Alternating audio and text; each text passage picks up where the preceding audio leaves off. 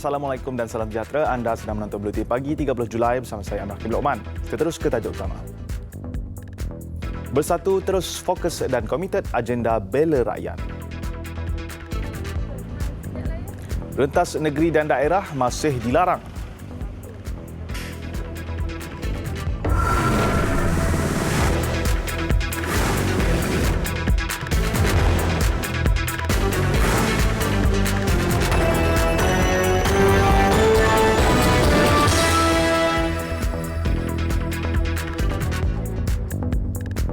Assalamualaikum dan salam sejahtera. Parti Pribumi Bersatu Malaysia Bersatu menjunjung kasih atas titah Yang di-Pertuan Agong yang menyeru semua ahli parlimen memberi keutamaan kepada usaha menjaga kesejahteraan rakyat serta agenda memerangi COVID-19.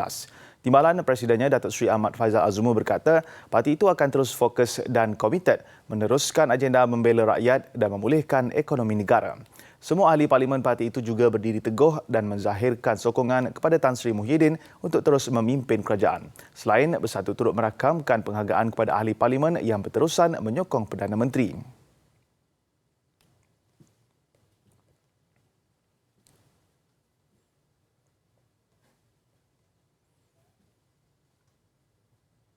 Gabungan Parti Sarawak mendukung penuh sistem raja berperlembagaan dan berharap kemelut politik yang melanda negara ketika ini akan segera berakhir serta Malaysia bebas daripada COVID-19.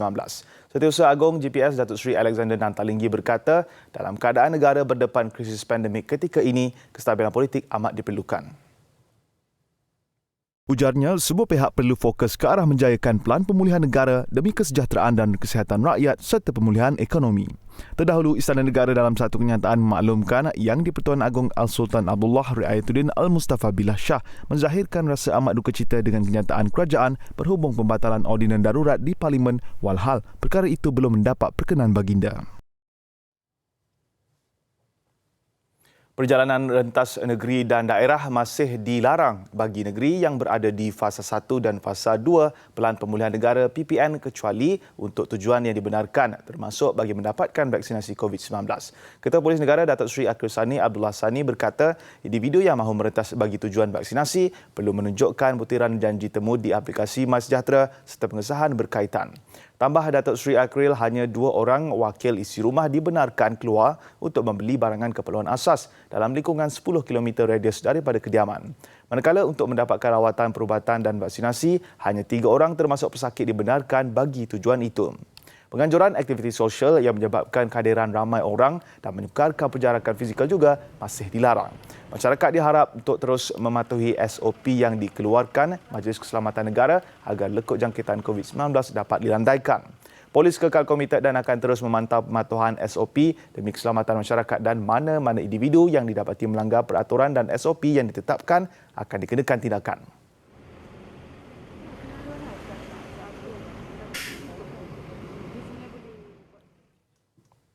Menteri Kesihatan Datuk Seri Dr. Adham Baba mengadakan lawatan mengejut ke Hospital Tengku Ampuan Rahimah HTAR Klang antara jam 7.45 malam hingga jam 9 malam tadi.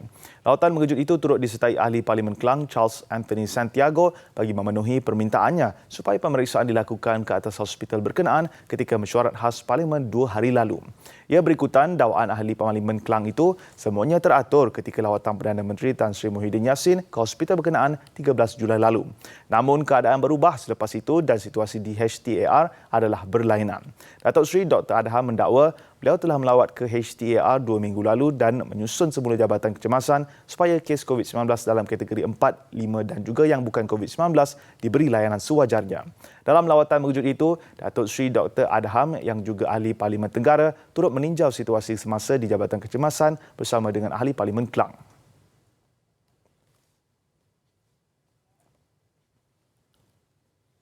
Kerajaan Negeri Selangor menyerahkan 7,000 kit Home Assessment Tool HAT atau kit penilaian di rumah kepada Jabatan Kesihatan Selangor. Penyerahan dilakukan Exko Kesihatan Awam Perpaduan Pembangunan Wanita dan Keluarga Selangor Dr. Siti Mariam Mahmud kepada pengarah JKNS Dr. Syahri Ngadiman.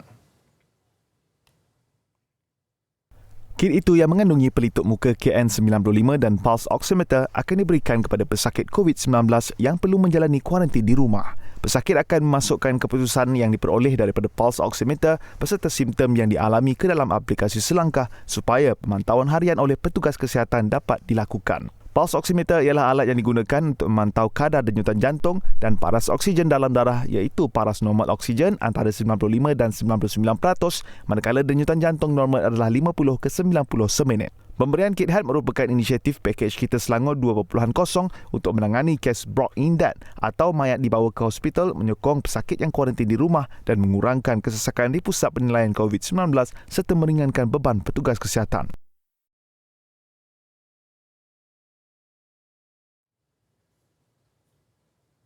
Hampir 4,000 penduduk di Felda Maukil di Muar Johor yang dikenakan Perintah Kawalan Pergerakan diperketatkan PKPD turut diarah memakai gelang pengawasan bermula Rabu lalu.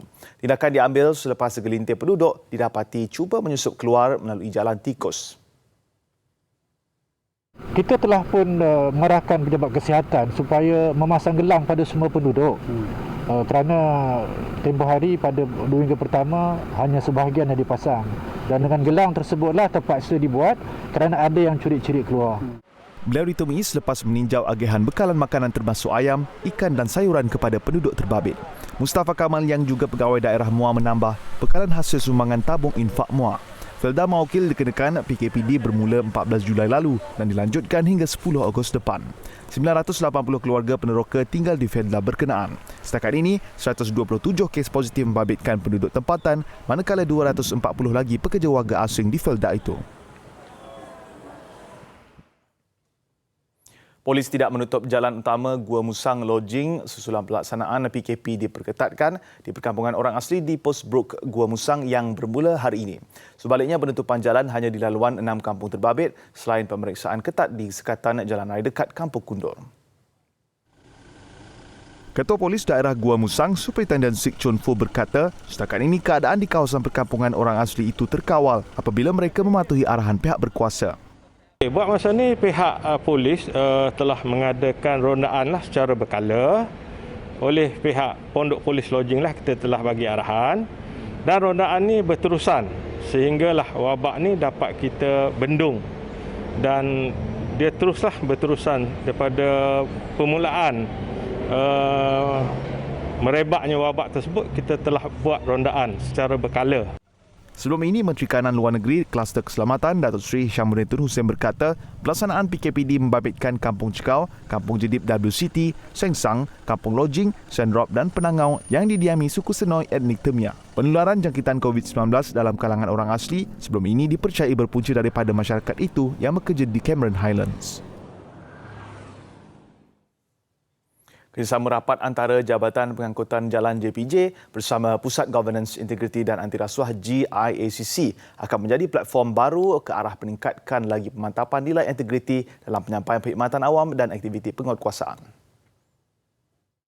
Kerjasama itu suatu indikator ke arah jalinan kerja mapan dan utuh dalam hala tuju dan integriti jabatan serta bersiap siaga pada setiap masa bagi meningkatkan tahap amalan terbaik governance, integriti dan antirasuah seiring dengan cabaran semasa. Pelan Antirasuah Organisasi OACP JPJ dilancarkan 18 September 2020 dengan pelbagai inisiatif penambahbaikan program integriti jabatan. Ini merupakan komitmen berterusan JPJ dalam meningkatkan nilai integriti dalam kalangan pegawai dan kaki tangan jabatan. Perkara itu direalisasikan bersama Ketua Pengarah JPJ Datuk Zailani Hashim dan Ketua Pengarah GIACC Datuk Seri Muhammad Salihuddin Hassan semalam. Seorang pembantu penguatkuasa JPJ dihadapkan ke Mahkamah Session Alor-Star Kedah atas 5 pertuduhan menerima wang suapan berjumlah RM1,600 4 tahun lalu. Tertuduh Muhammad Nur Huraimi Yahya, 37 tahun, bagaimanapun mengaku tidak bersalah dan minta dibicarakan. Mengikut semua pertuduhan, Muhammad Nur Huraimi ketika itu bertugas di stesen penguatkuasa JPJ Kuala Ketil. Dia didakwa melakukan perbuatan terbabit antara Januari hingga Jun 2018 bertempat di Maybank Cawangan Central Square di Sungai Petani. Tertuduh dibenarkan jaminan RM10,000 dengan seorang penjamin. 24 Ogos depan ditetapkan bagi penyerahan dokumen berkaitan.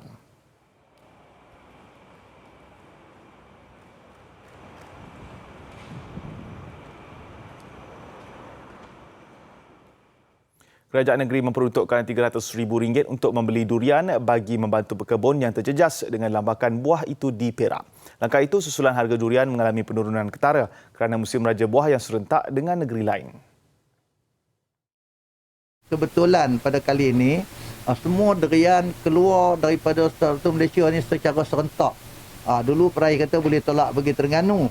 Sekarang Terengganu pun keluar, Kelantan pun keluar. Kelantan pun harga RM1.50, RM30. Peraih tepi jalan jual RM2. Katanya Lembaga Pemasaran Pertanian Persekutuan Fama Perak juga telah membeli 2 tan durian setiap hari di kawasan sekitar Batu Kurau serta Ijuk sejak 2 minggu lalu. Pengeluaran durian di Perak khususnya di kawasan Batu Kurau dijangka memuncak dari pertengahan Julai hingga pertengahan Ogos. Terdahulu beliau menyampaikan bantuan kotak makanan kepada penghuni apartmen Tropicana Bukit Merah yang dikenakan Perintah Kawalan diperketatkan PKPD sejak 17 Julai lalu.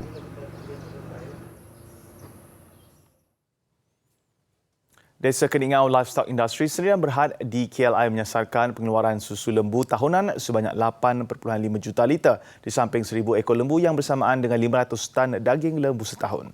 Ketua Menteri Sabah Datuk Haji Nur berkata bagi mencapai sasaran itu, di KLI akan melakukan usaha pengembangan dengan kos RM87.83 juta untuk meningkatkan keupayaannya bagi menampung 2,000 ekor lembu tenusu dan daging lembu.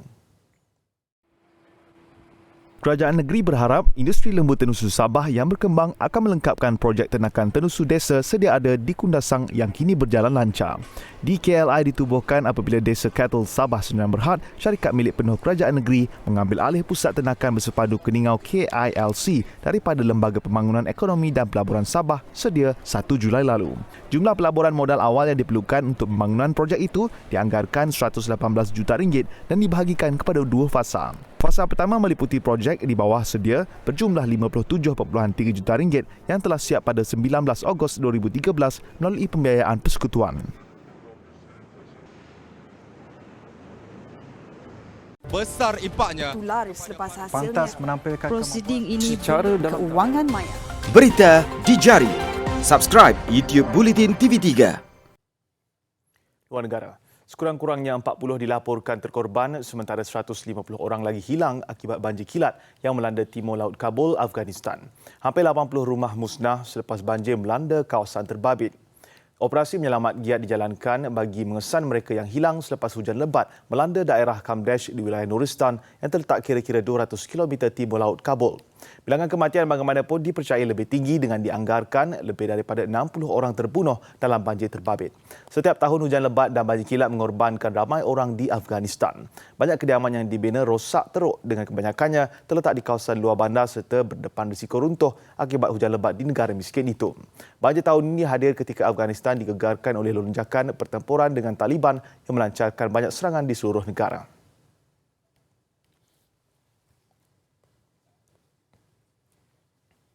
Hujan monsun di Bangladesh menjejaskan lebih 12,000 pelarian Rohingya, sementara kira-kira 2,500 tempat perlindungan musnah. Menurut Suruhanjaya Tinggi Pertubuhan Bangsa-Bangsa Bersatu untuk Pelarian UNHCR, lebih 5,000 pelarian dipindahkan. Taburan hujan melebihi 300 mm di kawasan kem yang menampung lebih 800,000 pelarian. 6 pelarian Rohingya maut dalam insiden yang dicetuskan hujan lebat. Hujan lebat dijangka berterusan dalam beberapa hari lagi dengan musim tengkujuh dijangka melanda dalam tempoh 3 bulan. Situasi ini diburukkan lagi dengan pandemik COVID-19.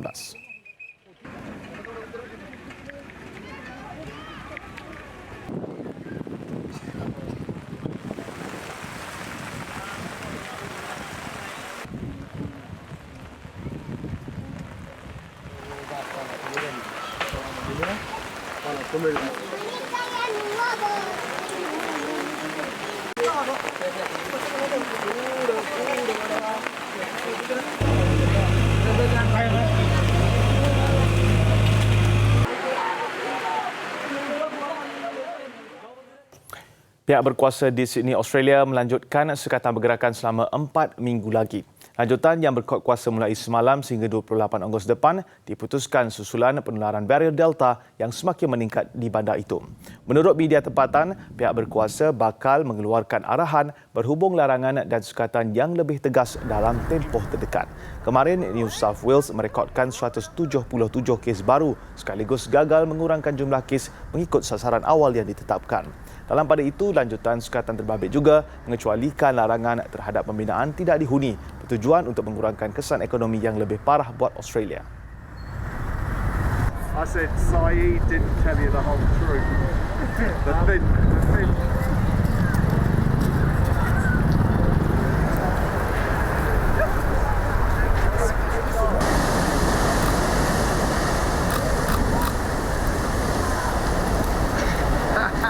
Besar impaknya. Tular selepas hasilnya. Pantas menampilkan Prosiding ini keuangan maya. Berita di jari. Subscribe YouTube Bulletin TV3. Hari ini hari yang sibuk buat kontingen Malaysia apabila 5 sukan babitkan wakil negara akan beraksi pada hari ke-7 Tamasya Sukan Olimpik Tokyo 2020. Sudah tentu peringkat separuh akhir badminton bergula lelaki dinantikan seluruh peminat tanah air melibatkan Aaron Chia dan Soh Woo Yik. Lain-lain sukan yang turut beraksi hari ini ialah golf, terjun, olahraga dan pelayaran. Sukan pelayaran terus membuatkan kontingen negara sibuk apabila semua 4 wakil negara bertanding dalam kategori masing-masing. Acara wanita berlangsung sebelah pagi melibatkan Nur Aisyah Jamil dan Juni Karimah Nur Jamali dalam acara International 470. Ia disusuli Nur Syazri Muhammad Latif dan Khairul Nizam Afendi yang akan melengkapkan perlumbaan 9 dan 10 acara laser radial serta laser standard. Ada 2 wakil negara beraksi dalam sukan terjun di Pusat Akuatik Tokyo jam 2 petang ini. Eng Yani dan Nur Dabita Sabri akan berentap dalam acara 3 meter papan anjal individu wanita. Seramai 27 peserta beraksi bagi merebut 12 slot ke separuh akhir yang dijadualkan berlangsung esok. Gavin Kyle Green berdepan tugas sukar untuk memperbaiki rekodnya menjelang hari kedua sukan golf pagi ini. Anak jati Kuala Lumpur ini membuat permulaan kurang baik selepas merakam 3 atas par semalam sekaligus menduduki kelompok 3 terbawah daripada 60 pemain. Dan paling dinantikan ialah aksi separuh akhir bergula lelaki negara yang akan berdepan pasangan dari China. Segalanya berkemungkinan buat Aaron Chia dan Soh Woo Yik walaupun memegang rekod 5 kalah ke atas Liu Yuchen dan Lee Junhui sebelum ini. Aaron Woo Yik akan melawan pasangan ranking 6 dunia itu di Plaza Sukan Musashino Forest jam 2.30 petang ini waktu Malaysia.